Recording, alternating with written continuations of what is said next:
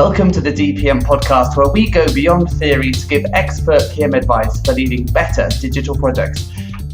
Thanks for tuning in. I'm Ben Astor, founder of the Digital Project Manager. So be honest, has your client ever turned around at the end of your project and said, hey, you absolutely nailed that one. It's exactly what we wanted. It's precisely what you said you'd do at the beginning of the project.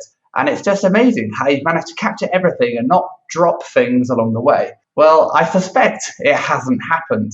And that's probably because your requirements weren't nailed down properly. So how can you manage requirements so you don't get yourself in a total mess later in the project, but give the client and the developers what they need to know to get the job done? So that's what today's podcast is all about. It's about project requirements, the way that we define a project and functionality for our clients, so everyone knows what's being delivered. Essentially, requirements, I think, are a communications tool, but they're a really hard one to get right, because if we define the requirements too loosely, you'll give yourselves, loads of flexibility, but you're not going to get back exactly perhaps what you wanted.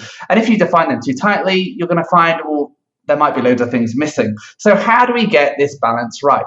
This podcast is brought to you by Clarizen, the leader in enterprise project and portfolio management software. Visit clarizen.com to learn more.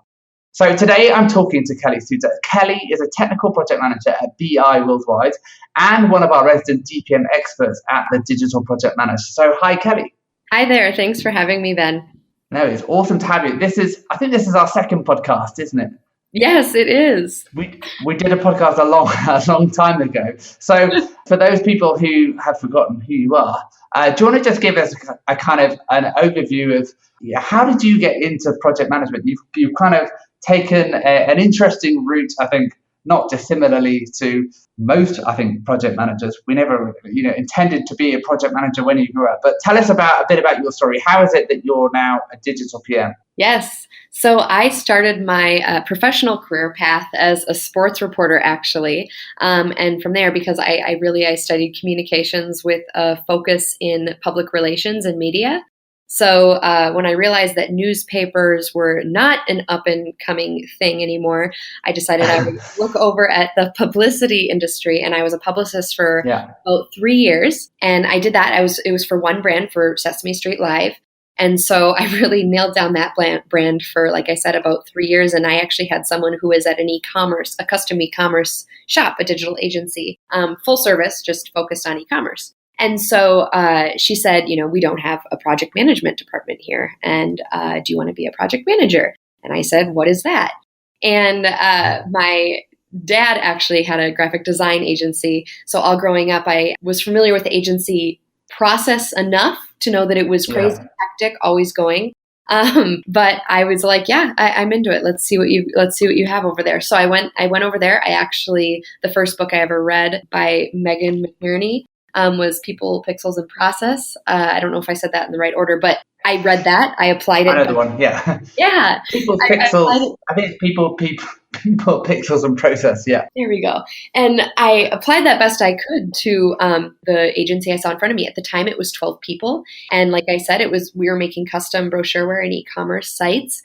And eventually, fast forward about 4 years, I had grown a team of project managers of 7 people, and we were able to apply this process that just evolved. It kept evolving. And from there, I thought, okay, I feel really comfortable working with Magento and Drupal and Kentico and, WordPress, things like that. And I said, I want to really expand my technical knowledge. So this opportunity of a technical project management position was available at where I am now, BI Worldwide.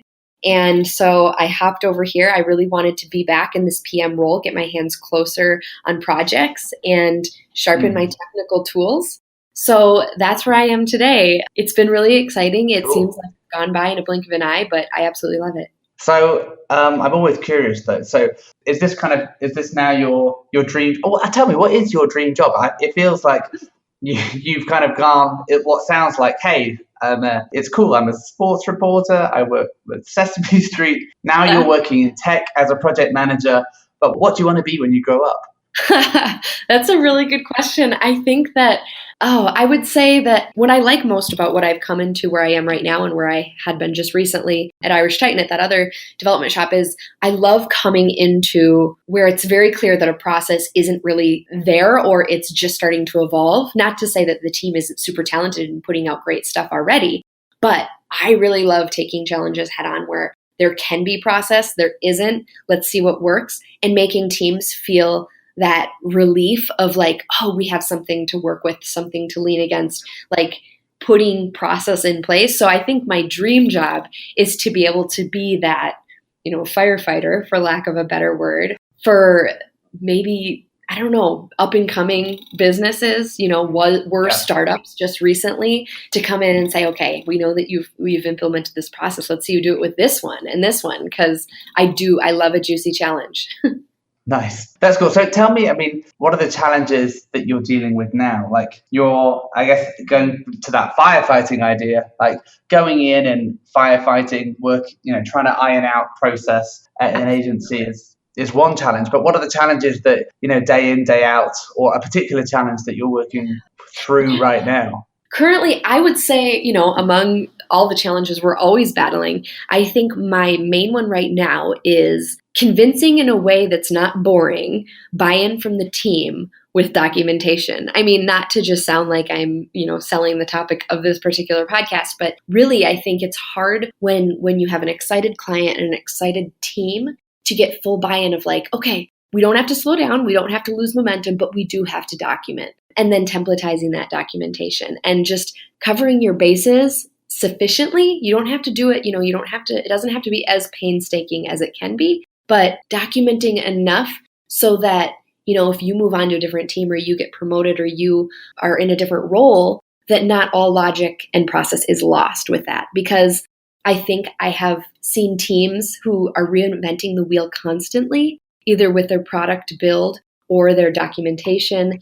And it's like they're really over-engineering what can otherwise be templatized or just more efficient. So I think the buy-in from a team aspect, like right now I'm doing some documentation for stuff that the latest documentation is 2014. And it's worked for everybody. Right. The client, it's worked for, but it doesn't have to be that way. And later on when you're auditing, it doesn't, it's nice to be zipped up.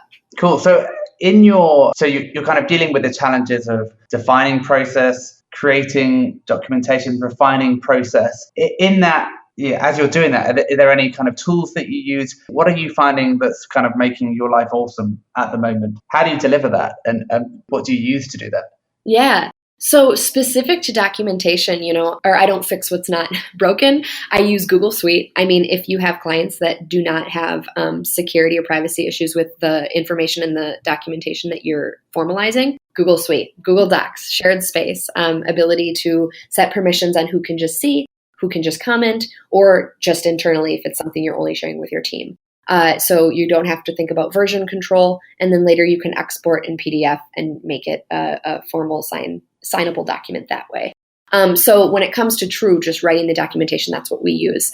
Envision is a really great tool for creative checks and balances, commenting when you are putting together the creative piece of it. So that is where all of the designers are putting all of their designs, or wireframes, it works for both. And then you're able to allow commenting by your client or your stakeholder who is reviewing it. And then it's a really intuitive way to then annotate. Once designs are finalized, you can annotate in Envision and then export for your documentation, because visuals with documentation are really beneficial. If you don't have Envision, because that's kind of this suite where you have to pay for it and it's, can get pricey, then Sketch. Sketch is a tool that I have used when I don't have a budget to pay for something like Envision. And Sketch is a free tool by Evernote that you can use to annotate beautifully and simply. For your designs that are created, you just upload them there, put your numbers or your letters, however you're annotating to those designs, and work with it that way. So really, I don't overcomplicate it. I just need a way to import my designs, annotate them, put them into documentation, and then write the words. So those are what have worked for me when it comes to documentation. That's cool. So, I want to kind of dig into a bit more around kind of going back to this kind of your evolution as a digital project manager. Now you're a technical PM, but I understand, you're wearing different hats. You're a project manager, you're a BA, you're a business analyst, you're a scrum master. I mean, how does technical PM different from a DPM? Is it the same thing? And how does like wearing these different hats work for you? That's a really good question. I think that, well, in specific to my role here, I feel really lucky because it's unique. Here at BIW, I do both technical project management and kind of traditional. So I do live event project management and I do course content project management. So that's about a fourth of what I do. But the other 3/4 with technical project management, I think, it's going to vary wherever you look. You can find, digital, technical, agile, all of these words before project management, but you're a project manager. So what the difference had looked like between truly what was a DPM role previous to this job and then what I am right now at TPM, I think the biggest difference is the level of understanding required behind the digital work you're doing. So how technical is your digital work getting? Right. I mean, not to play too much with words here, but I think when I was a digital project manager, I was really getting my hands on all of the moving parts. I think I was a bit higher level, but I knew that I needed, I knew what content strategy was. I knew what site mapping was, wireframing, creative. And then when it came to development, I was sort of like, okay, I know that you have to audit this data. I know that you have to come up with what the data will look like as an export for your inventory, and just let me know when you're done. Whereas with this technical PM role, I'm way deeper in the weeds, particular to development. So I still am managing the deliverables out of creative and digital strategy and QA. But when it comes to development, I may, on one project, be required to be closer during QA, where for all the code review and releases, I am side by side with that lead dev saying, okay, these are the requirements I wrote. How is it comparing to the code that you're seeing before it gets checked off the list? The other difference I would say is that I am writing the technical requirements, which the closer you are to requirements, the more responsibility. So the more you're going to be really close when those conversations bubble up down the line.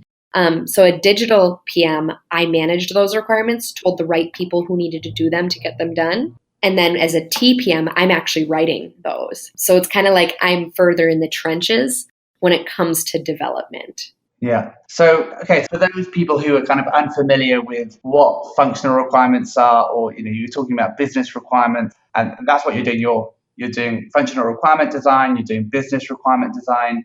And I think this is often like a bit of a sticky, confusing area to people because there always seems to be a bit of ambiguity around, well, from a developer perspective, they can often be like, hey, well, that's the PM's job or that's the business analyst's job. That's not my job to kind of define things. But then on the other side, the BA or the PM could say, hey, well, I can't define this. I don't know what the options are. And so how do you, you obviously have got a role where you somehow sit in the middle here. How do you go about that process? Right. Well, I think that at the beginning of any project or when you first come on a team or with a company for the first time, really understanding the roles and responsibilities because while they may be defined, they may evolve or they may change depending on the client. There have absolutely been times where we are working with, say, custom integration, and I can say, okay, this integration so it's like an inventory, it's a database of all these products. I can say, I need these to propagate live, and I need them to show exactly how many t-shirts are in the inventory, how many small, mediums, and larges. I need them, the data to update on a daily basis at this time. I can tell the developer what I need to happen, but they might go a level deeper that I can't touch and I don't understand. So I can't pretend to understand. I don't want to pretend to understand. I want to sit down and say, okay, I'm going to own to this point of the requirements. Can you help me out and finish, asking those 5 whys is something that I bring up in my article where you're saying, okay, why do you need this to populate in this way? This, because this is how often visitors are buying this product and why. And there's a point where you have to draw the line and say, okay, Dev, I need you to help write the rest of these requirements when it comes to this function because I can't and I don't want us to risk something falling through the cracks because I don't understand. So it's a balance and it's just identifying up front what you're able to do. I have been asked before, why are you doing this when we should be having the business analyst do this or we should have the learning strategist do this or whatever it is? And my answer to that is absolutely you can ask that of your team. Then you have to ask yourself, okay, how much of their budget am I willing to parse out for them to do requirements? And then I have to do checks and balances where everyone's reviewing. Or, where are you going to save more budget? Where are you going to be most efficient between you doing the requirements and someone else? So it's a balance, and it's going to change. And people, as long as they don't take it personally of who owns what, but we're just really playing to each other's strength, it's going to work itself out. But there has to be communication around that. Yeah. So for those people who are kind of like hearing this and thinking, hold on, like what even are, what is business requirement design, or what are functional requirements? They might be thinking, hey, in our agency or studio, hey, we just like design some stuff and then we hand it over to the developers and it gets built. You're talking about making, documentation. Isn't that like the opposite of what we should be doing? Like we should be agile, we should be flexible. What's your kind of, what are these documents? Why are they important? Yeah. So to speak specifically to business requirements documentation, when I talk about, which I'll just say BRD from now on, and then functional requirements documentation, FRD, the former BRD is really, you can compare it to a 101 course of a class. It's like the higher level, bullet points sometimes of, we need this to be translated into Spanish and Mandarin, and we need to deliver 10 different courses, and we need this to be live by April, and we need to be able to support a 6,000 user database or user that amount of traffic. So that might be what your BRD consists of. It's pretty much, this is what we've talked about so far. Make sure that your feet are pointed in the right direction. And it's kind of a formality, a checkpoint sign off for everybody on both sides to say, okay, yeah, we're on the same page. But of course, there's verbiage in there that says we're going to further define this. If things start to fall out of scope or creep over budget, we will let you know. We will reprioritize. We will decide what stays, what goes, what gets pushed to a phase 2. Whereas FRD is a whole nother checkpoint, and a lot happens between BRD and FRD because you're taking each of those points and more and blowing it up into further detail. Okay, we're going to do translations into, Spanish and Mandarin. Then are we doing that through a third-party vendor? Are we having code written where this is something more automated? Are they going to manually have something in the content management system and admin where they're going to input 3 different languages separately? And then you're blowing up all of those points. So BRD, like I said, is really a checkpoint saying, okay, we're all on the same page, knowing very well that FRD may evolve. I mean, it's going to grow, definitely. But you might say, oh, you know what? They know now that translations is something a bit out of their reach right now for budget. We're going to table that for a phase 2. You're going to document that in your FRD, and then you're going to focus on defining everything else. So I think one evolves into the next, and the FRD is just really your blueprint for the build, or it should be. Yeah. Okay. So the BRD is what we define at the beginning of the project.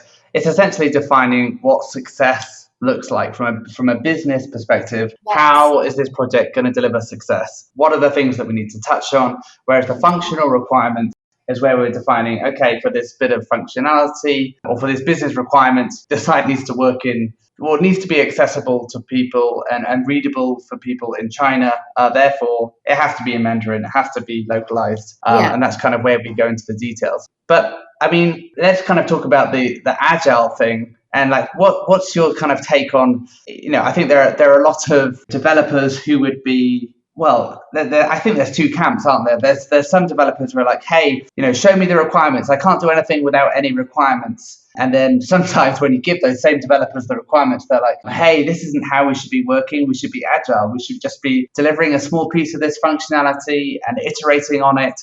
We don't need to create all this masses of documentation. So how do you strike that balance of, an iterative approach and the kind of shift towards more agile ways of working, where we're trying to limit the amount of documentation, we're trying to, test and learn, and what it sounds like you're doing in these kind of functional requirements design, where you're kind of trying to define everything as well as possible so that, there's this shared understanding of how we deliver that business success. How do you strike that balance? Yeah, that's a really good question. I think that you strike that balance by having an upfront understanding, dare I say, documentation, saying, okay, we're going to jump into an agile process. This is what that means.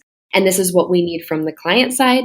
This is what we need internally, have an internal, really solid kickoff to say, okay, here's the product that we're working on. Okay, so I'll use an example. Right now, we are building a software that associates points to learning. So you're going through courseware, you're doing great, you're doing not so great, you're making progress. There's all of there's this logic in place, and it's directly related to getting points to then be able to use in a marketplace. And so we don't know what we don't know. But the client knows they want it. They want it by January, and they trust us. We've worked with them on a number of engagements in the past. They know we can make it happen. We truly don't have the time to do all this documentation, contrary to what my heart and soul would love. But what I have to do is I have to get comfortable and say, okay, great. So this is our end goal, knowing the end goal. And then without defining all of the in-betweens, without painstakingly building out all of those tasks and breaking them out into sprints, whatever, we are week by week having, our stand up and saying, okay, you're working on badges, you're working on certificates, you are working on leaderboard, and you are working on the shopping experience. Me talking to a number of, developers. And we know that that's what they work on. And with the client, it's every 2 weeks doing a release and presentation to the client. And we're looking through, they know that what they're looking at is not only rough, it's not going to be polished on the front end. It's truly getting the functionality in place. Because there's these APIs on the back end talking about these points and what their value is and where they link. So I think it's just, those stand-ups are invaluable. And what you can do as a PM is document those stand-ups, saying, okay, this is what we're showing you today. We're showing you badges as they relate to just this kind of courseware. And this is what you can expect to see happen because this is what we have done in the last week. And these are the questions we may or may not have for you. Do you want this logic to be XYZ for this badge? And so on. And so then when you have that stand up with the client where you're showing them and they say, oh, well, I thought this or this or this. There's that trust there where things that come up as a concern for them, they can express, we can speak to, and that we can then come up with a plan for the following week. And, what is the hairy part of it, but it's so necessary, is constantly looking at that trajectory.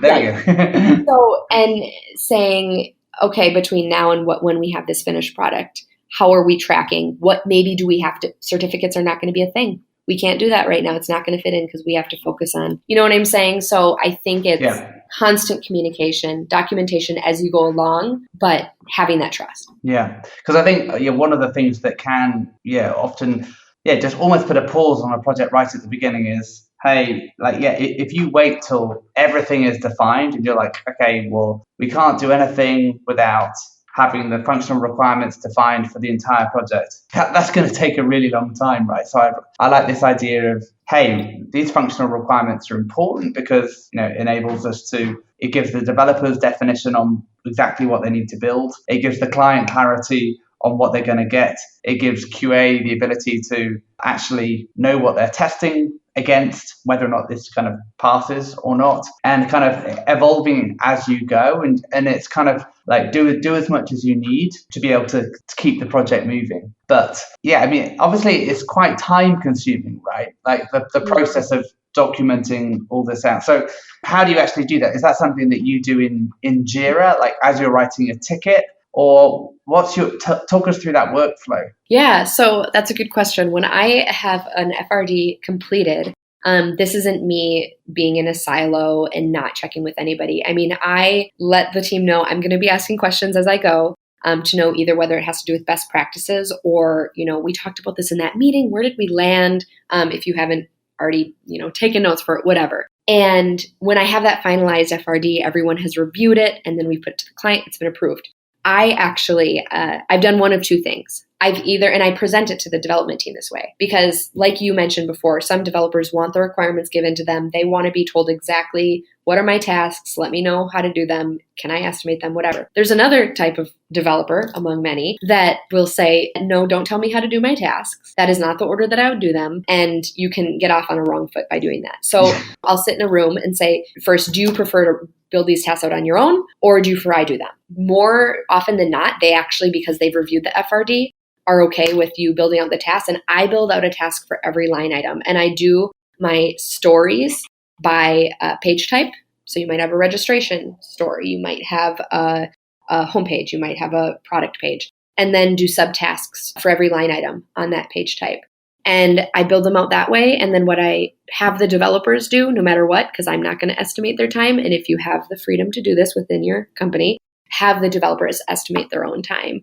Preferably who will be developing it. Don't have your best developers estimate everything and then a junior developer go in and build it, if at all possible. And because they've read the requirements and they know the expectations, there should be minimal delta of what's estimated in line with that documentation. So I use Jira, the Atlassian suite Jira, for task management. And then once I have everything built out in the backlog, I have them estimated out. I tell them to order it if they can, ballpark in the way that they're going to tackle them. And then I break them out into sprints based on 30 to 35 hour weeks, if they're single threaded, of course. So there's all these elements that play into it. But, if you're doing it agile and you want a QA element to every one of those tasks, have your QA resource or you build a line in that each of those tickets of how to test to make sure that that is either successful or not successful. Cool. So I want to touch on something that you mentioned there, just around estimation. And I think this is as we're doing more increasingly technical projects, this becomes more of a challenge, right? When at the beginning of a project,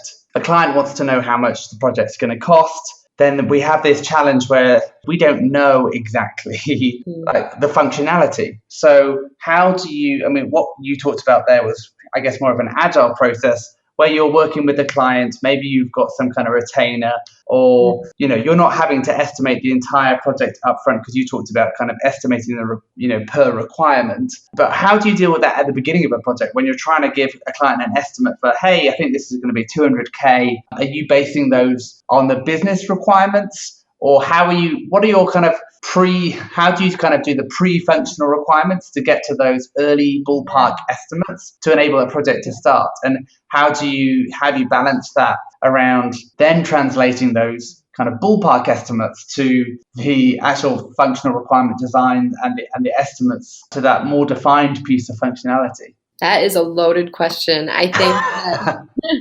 that, by all means, if I were given the power as a PM for my projects to help give a ballpark estimate, I would say truly 90 to 95% of the time, I do not have the power to chime in with any opinion of an estimate, if not just passing by in conversation like, hey, I'm talking to this client and they have this really great idea. What do you think? Do you think we could get it done by, March? And it's like, what's going on? What is it about? Of course, I have 110 questions right away. But when I do have the ability and am approached for a ballpark estimate, for what something is going to take, I first want to know just high level, what have we done before? So typically in a company, you have some sort of specialty, people who say that they are platform agnostic and full service and will do anything and everything, right? Good luck, because absolutely sales, that's going to be really tough. So I find out what we've done before, see based on the size of either their user base or the size of the company, have a couple points of similarities to pull from the past to apply. But otherwise, I do know that, for example, an e-commerce build previously for Magento 1 was just 6 to 8 weeks. That was kind of the default, 6 to 8 weeks, 2 developers, pretty much single, maybe double threaded. That's how long it would take. So not hours, not dollars. But of course, we had somewhat of a price point to stand around. But what I would tell salespeople or your business development folks is truly, we don't know what we don't know. If it's no integrations, no customizations kind of out of the box, this is for our solution. This is what it's going to be, but that's a tough one to be able to estimate out from there. That's what's great about something like a development lead position or a dev oversight who can kind of be a speaker for that department. But sometimes that's what the technical PM is. So I guess just having in your back pocket kind of that one sheet of, okay, if this has to do with e-commerce or if this has to do with learning management system or whatever it is, that you have something to relate to. That's a very open-ended answer, but that's tough. No, I think what you're talking about analogous estimating. So the best way, early on in a project when we're asked to give a ballpark figure, but we're not entirely sure on the functional requirements, you'll go and ask a dev, hey, how long should this take to build an e-commerce site? Right. And there's so many variables in that. So the only thing that we can do really is at that point, at the ballpark stage, is to say, hey, look, here are 3 projects that we did. that kind of seem a bit similar to what you're talking about. Here's the low end of that. Here's the high end of that. Yep. So maybe it's somewhere in the middle, and try and, I think at the early kind of part of the project, not committing to that number or to that estimate until we can define the requirements more fully, but kind of giving them a ballpark and helping them understand that that's kind of part of the discovery process is defining what their requirements should be. And then as we define the requirements, then we can estimate more fully. Yeah, and 2 exercises I always do. One is, and they're both really quick to talk to your client about, is from kickoff, I make the triangle and write or scope, timeline, and budget, and I make them rate these 1 through 3 of importance. And they'll say all of them, ha, ha, ha, and you'll have a good laugh. And then you're like, but seriously? Like, if you had to choose an order, because that is going to determine so much. And you know what? That might change throughout. They might, the new fiscal starts and suddenly budget isn't of the biggest concern. And so I think that that's one exercise I do to help that conversation of the unknown, right? And then the other exercise I do is the good, better, best. People have heard it before, where if you have this budget, you're like, okay, great. I would love to stay within this budget as much as you would.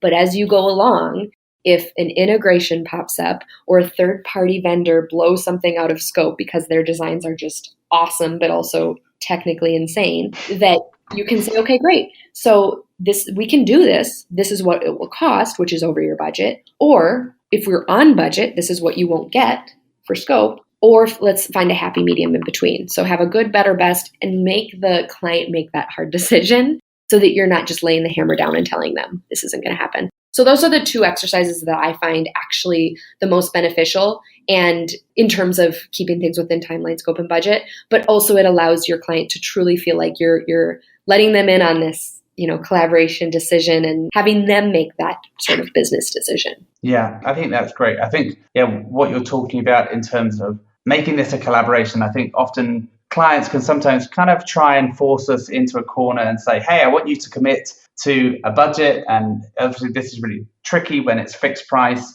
And if we're working on a really technical project with some new integrations or new platforms that we're not sure about, that can be really, really tricky. So I think I love what you're saying about making this a collaboration with the client, helping them understand that, if they're going to extend the functionality of something or they want something best, then it's going to require more work. That's the way that we can kind of tailor the estimates and tailor the approach. We can tailor the functionality based on what the client's prioritization really is. But like in terms of, if you just finally, as we finish, as we think about, okay, someone's listening and they're like, oh my gosh, this sounds great. Like, if I can really define with the developers upfront what they should be building, it might not be something they've ever done before. They might have just had wireframes and designs and kind of gone straight into dev.